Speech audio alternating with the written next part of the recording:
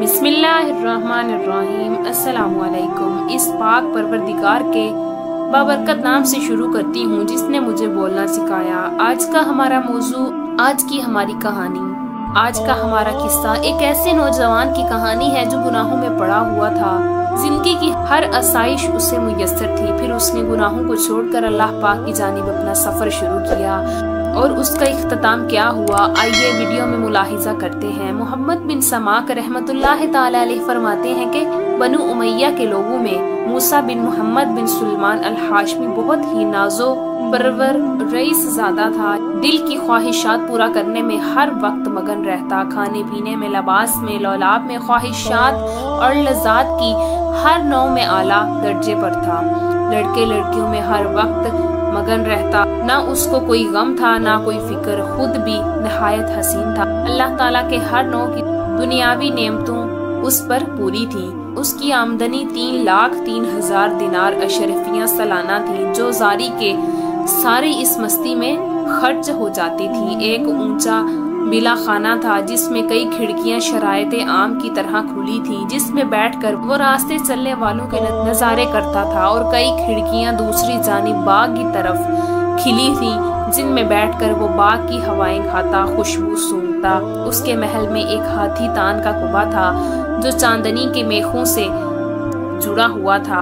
उसके अंदर एक तख्त था जिस पर मोतियों की चादर थी और उस हाशमी के सर पर मोतियों का इमामा था। उस कमरे में उसके यार अहबाब जमा रहते, खुद उम्मे अदब से पीछे खड़े रहते हैं, सामने नाचने गाने वालियां कमरे से बाहर जमा रहती।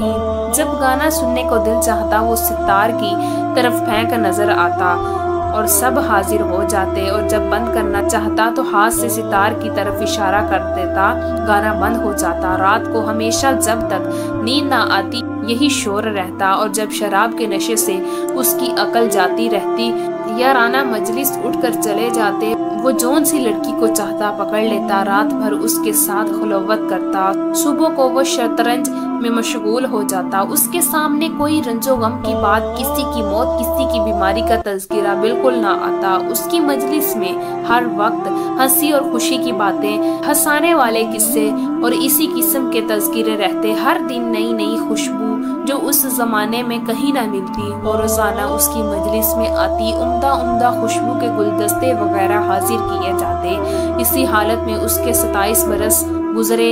एक रात वो हस्बे मामूल अपने कमरे में बैठा, दफाता उसके कान में एक ऐसी सुरीली आवाज पड़ी जो उसे गाने वालों की आवाज से बिल्कुल जुदा थी, लेकिन बड़ी ही दिलकश थी। उसकी आवाज कान में पड़ते ही उसको बेचैन सा कर दिया। अपने गाने वालियों को बंद कर दिया, खिड़की से बाहर सर निकाल कर उस आवाज को सुनने लगा। वो आवाज कभी कान में पड़ जाती, कभी बंद हो जाती। उसने अपने खुदाओं को हुक्म दिया कि ये आवाज जिस शख्स की आ रही है उसको पकड़कर मेरे सामने लाओ। शराब का दौर चल रहा था।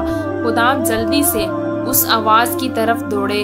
खुदाम मस्जिद में पहुंचे जहां एक जवान नहायत ज़ईफ बदन, जर्द रंग, गर्दन सूखी हुई, होंठों पर खुश्की आई हुई, बाल बिखरे, पेट कमर से लगा हुआ था। ऐसी छोटी छोटी लंगियां उसके बदन पर के उनसे मुश्किल से सितर ढक सके। मस्जिद में खड़ा अपने रब के साथ मशगूले तिलावत है। ये लोग इसको पकड़ कर ले गए, ना उससे कुछ कहा ना बताया। एकदम से उसको मस्जिद से निकाल कर वहाँ बिला खाना पर ले जाकर उसके सामने पेश कर दिया। हजूर, बंदा हाजिर है। वो शराब के नशे में कहने लगा, ये शख्स कौन है? उन्होंने अर्ज किया, हजूर वही शख्स है जिसकी आवाज आपने सुनी थी। उसने पूछा कि तुम उसको कहाँ से लाए हो? कहने लगे, हजूर जब मैं खड़ा कुरान शरीफ पढ़ रहा था, इस रईस ने इस नौजवान से पूछा कि तुम क्या पढ़ रहे थे? उसने आउज़ुबिल्लाह पढ़कर ये आयतें बताई जिनका तर्जुमा, बेशक नेक लोग जन्नत की बड़ी नेमतों में होंगे, फसीरों पर बैठे हुए जन्नत के अजायब देखते होंगे। ए मुहाज, तू उनके चेहरों पर नेमतों की शादवानी सरसब्ज सी महसूस करेगा, और उनके पीने के लिए खास शराब होगी जिस पर मशरकी मेहर लगेगी। एक दूसरे पर लालच करने वालों को ऐसी ही चीजों में लालच करना चाहिए कि ये नेमतें किसी को ज्यादा मिलती हैं और उनका मिलना अमाल की वजह से होता है, इसलिए इन अमाल में लालच करना चाहिए जिनसे ये नेमतें हासिल हों। इस शराब की अमेज़ تسلیم کے پانی سے ہوں گی۔ شراب میں کوئی چیز ملائی جاتی ہے تو اس سے اس کا جوش زیادہ ہو جاتا ہے۔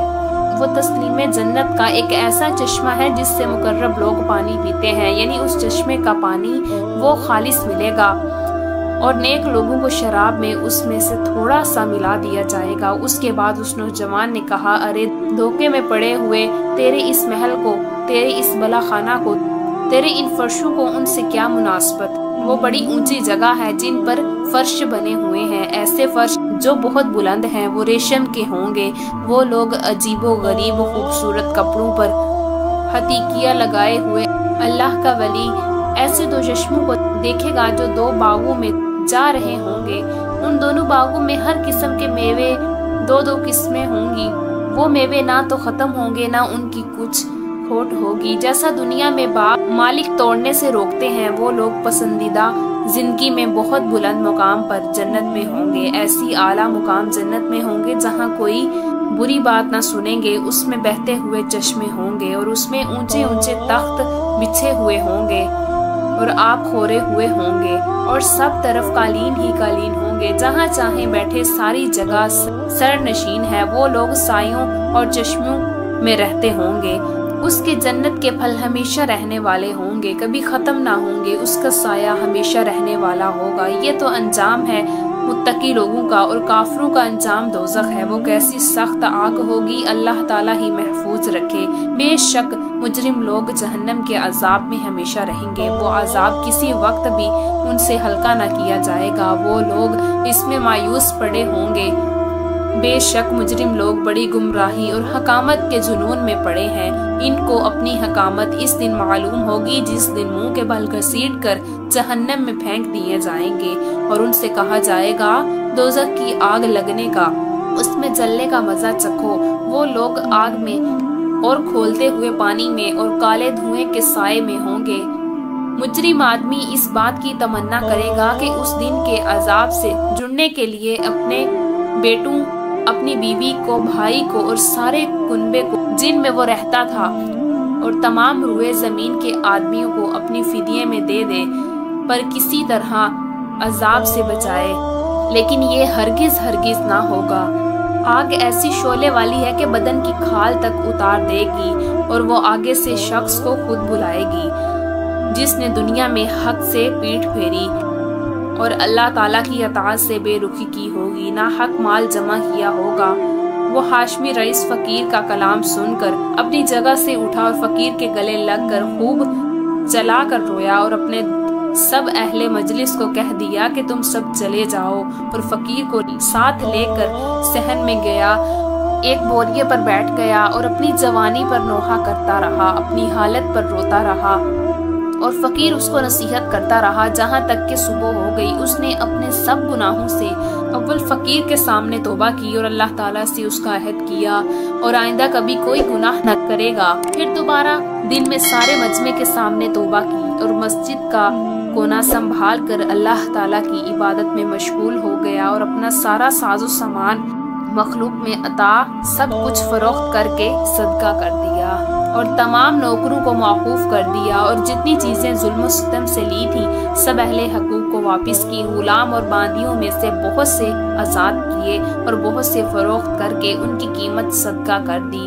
موٹا لباس جو کی روٹی اختیار کی، تمام رات نماز پڑھتا، دن کو روزہ رکھتا، تاکہ بزرگ اور نیک لوگ اس کے پاس زیارت کو آنے لگے، اور اتنا مجاہدہ اس نے شروع کر دیا کہ لوگ اس کو اپنے حال پر رحم کھانے اور مشقت میں کمی کرنے کی فرمائش کرتے ہیں، اور اس کو سمجھاتے ہیں کہ اللہ تعالیٰ بہت کریم ہے، وہ تھوڑی محنت پر بہت زیادہ اجر عطا فرمائے گا۔ مگر وہ کہتا ہے کہ دوستو، میرا حال مجھ کو معلوم ہے، میں نے اپنے مولا کی رات دن نافرمانیاں کی ہیں، بڑے سخت سخت گناہ کیے ہیں۔ یہ کہہ کر وہ رونے لگتا اور خوب روتا رہا۔ اسی حالت میں ننگے پاؤں پیتلے حج ہو گیا، ایک موٹا کپڑا بدن پر تھا، ایک پیالہ اور ایک تھیلا صرف ساتھ تھا۔ اسی حالت میں مکہ مکرمہ پہنچا اور آج کے بعد وہی قیام کر لیا، وہیں ان کا انتقال ہوا۔ مکہ کے قیام میں رات کو حتیم میں جا کر خوب روتا اور گڑ گڑاتا اور کہتا، میرے مولا، میری کتنی خلوتیں ایسی گزر گئیں جن میں نے تیرا خیال بھی نہ کیا، میرے کتنے بڑے بڑے گناہوں سے تیرا مقابلہ کیا، میرے مولا میری نیکیاں ساری جاری رہیں، کچھ بھی ناکامیاں اور میرے گناہ میرے ساتھ رہ گئے، ہلاکت ہے میرے لیے اس دن جس دن تجھ سے ملاقات ہو گئی، جس دن مرنے کے بعد میرے لیے ہلاکت پر ہلاکت ہے، یعنی بہت زیادہ ہلاکت اس دن جس دن میرے اعمال نامے کھولے جائیں گے۔ آہ میری رسوائیوں سے بھرے ہوئے ہوں گے، وہ میرے گناہوں پر ہوں گے، بلکہ تیری ناراضگی سے مجھ پر ہلاکت جو تیرے ان احسانوں پر ہوگا جو ہمیشہ تو نے مجھ پر کیے، اور تیری ان نعمتوں پر ہوگا جن کا ہمیشہ میں نے گناہوں سے مقابلہ کیا، اور میری ساری حرکتوں کو تو دیکھ رہا ہے۔ میرے آقا تیرے سوا میرا کون سا ٹھکانہ ہے جہاں بھاگ کر چلا جاؤں، تیرے سوا کون ایسا ہے جس سے التجا کروں، تیرے سوا کون ہے جس پر کسی قسم کا بھروسہ کروں۔ میرے آقا میں اس قابل ہرگز نہیں ہوں کہ تجھ سے جنت کا سوال کروں، البتہ محض تیرے کرم سے، تیرے انداز سے، تیرے فضل سے اس کی تمنا کرتا ہوں، تو مجھ پر رحم فرما، میرے گناہوں کو معاف فرما۔ محترم ناظرین، یہ تھا ایک قصہ، سچا قصہ، ایک ایسے نوجوان کا قصہ جس نے گناہوں کو ترک کر دیا اور اللہ تعالیٰ کے راستے پر چل پڑا۔ جب اس نے اللہ کے راستے کو اپنایا تو اپنے وقت کا ولی بن گیا۔ محترم ناظرین، آپ نے اس کہانی سے، اس قصے سے کیا سیکھا؟ کومنٹس میں اپنی رائے کا اظہار ضرور کیجیے گا، اور اس ویڈیو کو اپنے دوستوں کے ساتھ ضرور شیئر کیجیے گا۔ امید کرتی ہوں کہ آپ کو ہماری آج کی ویڈیو اچھی لگی ہوگی۔ اگر آپ کو ہماری ویڈیو اچھی لگے تو ویڈیو کو لائک کیجیے، اور مزید اس طرح کی ویڈیوز دیکھنے کے لیے ہمارا چینل سبسکرائب کیجیے۔ ملتے ہیں نیکسٹ ویڈیو میں، اجازت دیجیے، اللہ